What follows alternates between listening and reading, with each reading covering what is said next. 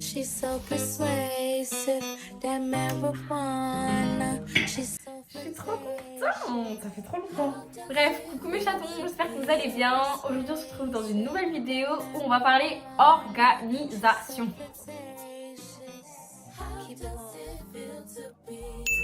Je sais, ça fait très longtemps qu'on ne s'est pas vu, mais j'ai des explications. Faut savoir que j'ai passé un catastrophique anniversaire. Mais bon, à part ça, après j'ai réussi à rattraper le coup, j'ai passé un bon moment en famille. Bah oui. Bien.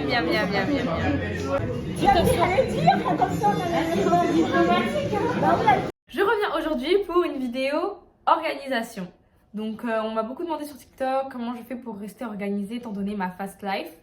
Pour faire les présentations, je m'appelle Chiara, j'ai 20 ans, je suis étudiante, alternante, coiffeuse, à domicile et studio. Et en plus de ça, je fais du sport, je dois gérer ma famille, je dois gérer mes amis, je dois gérer ma self-care parce que j'aime trop prendre soin de moi. Du coup, on m'a demandé un peu comment je faisais pour que tout soit correctement organisé et que je ne m'en mette pas les pinceaux. Alors, il faut savoir que moi, de base, je suis de nature bordélique, brouillon, maladroite, tout ce qui s'ensuit, indisciplinée, etc. J'ai vraiment, en 2021-2022, travaillé sur plein de petites astuces que je vais vous donner aujourd'hui. Alors, le premier conseil que j'ai à te donner, c'est sépare ta vie en plusieurs catégories importantes à tes yeux. Je m'explique. Je vais me donner moi comme exemple. J'ai séparé ma vie en 9 catégories à peu près. Ça m'aide à me fixer des objectifs dans chacune des catégories et de ne pas en oublier une seule. Je vais vous citer les catégories dans lesquelles j'ai séparé ma vie. La self-care, donc ça va être tout ce qui est cheveux, cils, ongles, parce que j'aime bien faire ça tous les mois. Prendre soin de moi, sport, boire de l'eau, manger correctement, shopping, me faire plaisir et prendre soin de moi. Ensuite, on a tout ce qui est religion, spiritualité, mindset, etc. Ensuite, on a tout ce qui est école, travail, business, voyage et rendez-vous. Et après, on a une petite catégorie autre pour tout ce qui est création de contenu, etc. Pourquoi j'ai créé ces différentes catégories? Car j'arrive du coup à me fixer des objectifs clairs dans chacune des catégories. Il n'y a pas un mois où je ne serai pas focalisée sur l'école, il n'y a pas un mois où je vais plus me focaliser sur mon business que sur l'école, parce que chaque mois, je vais me fixer des objectifs clairs et précis dans chacune des catégories de ma vie. Conseil numéro 2, et ça se rejoint. Pour cela, créer un monthly planner.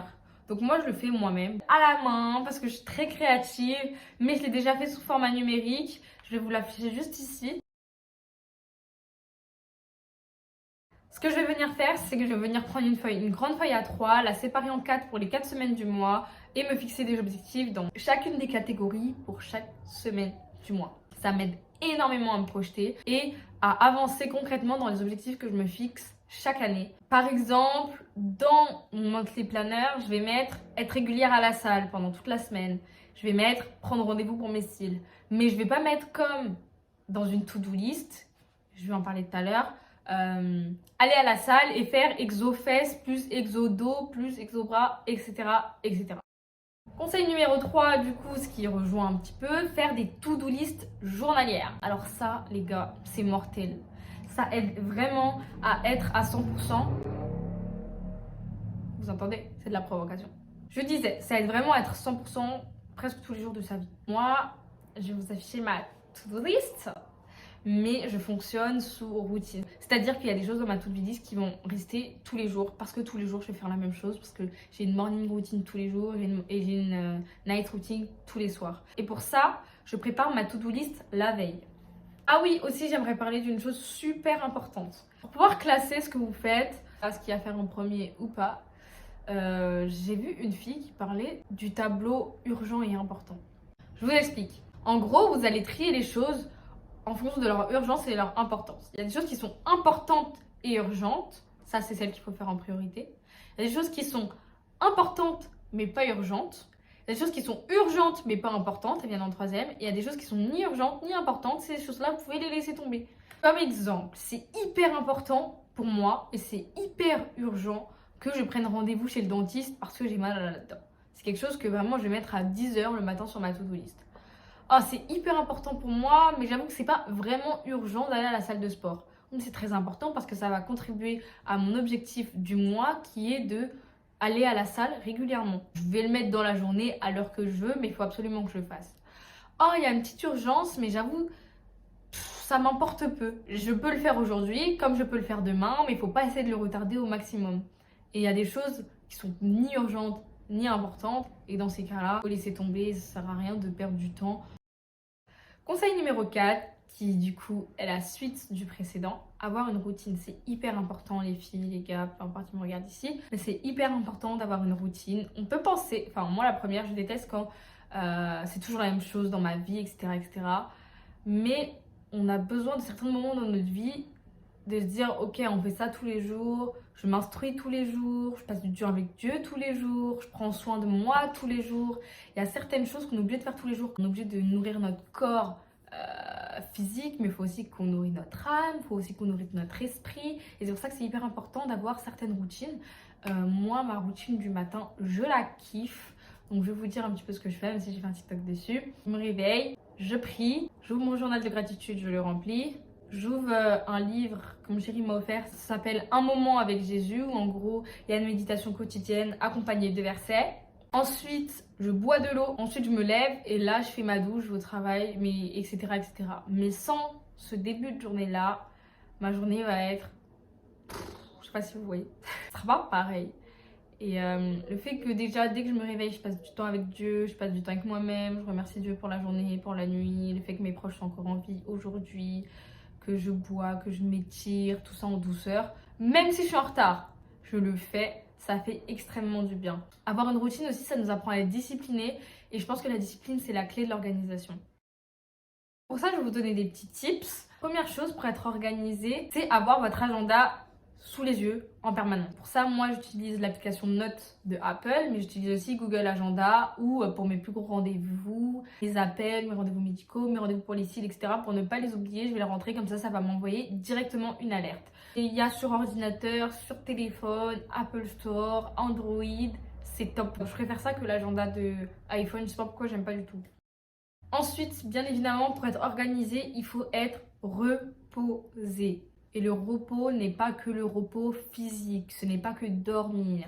Votre esprit et votre âme doivent être reposés aussi. Évidemment que vous devez dormir les 7 heures minimum par nuit, mais c'est aussi super important que vous soyez reposé dans votre esprit parce que je sais que moi je suis une grande anxieuse et j'overthink beaucoup, beaucoup, beaucoup et ça fatigue énormément mentalement et des fois c'est même plus épuisant que la fatigue physique.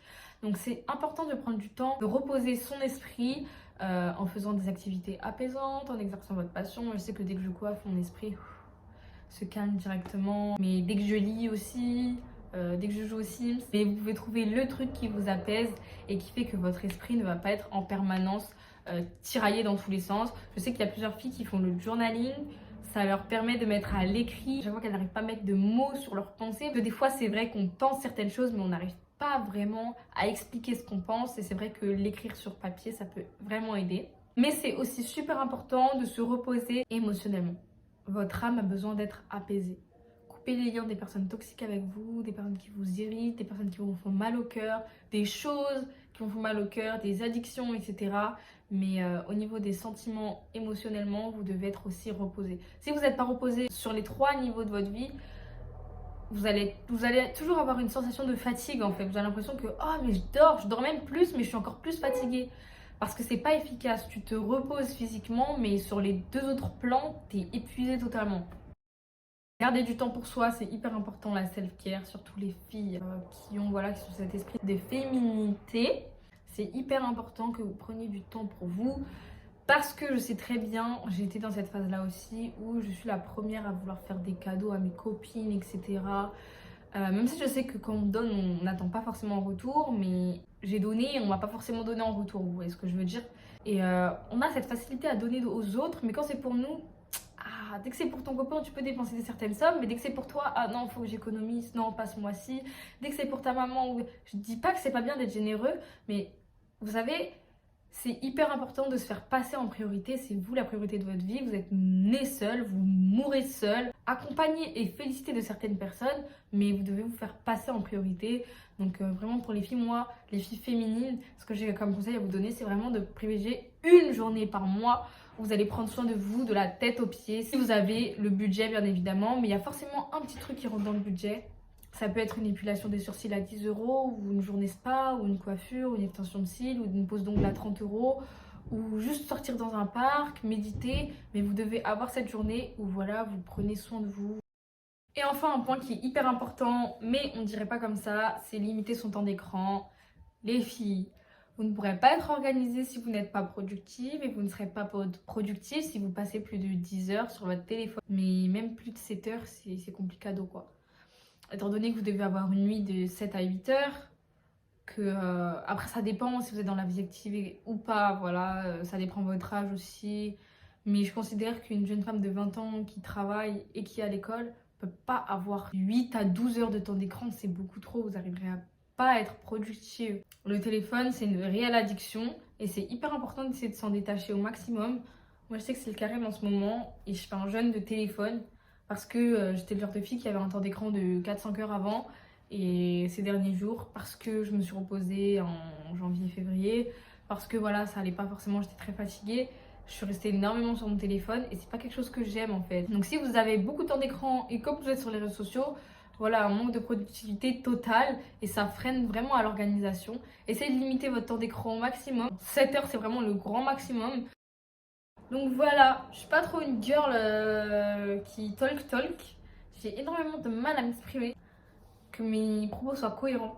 Mais j'espère en tout cas que vous avez compris ce que j'ai voulu vous dire.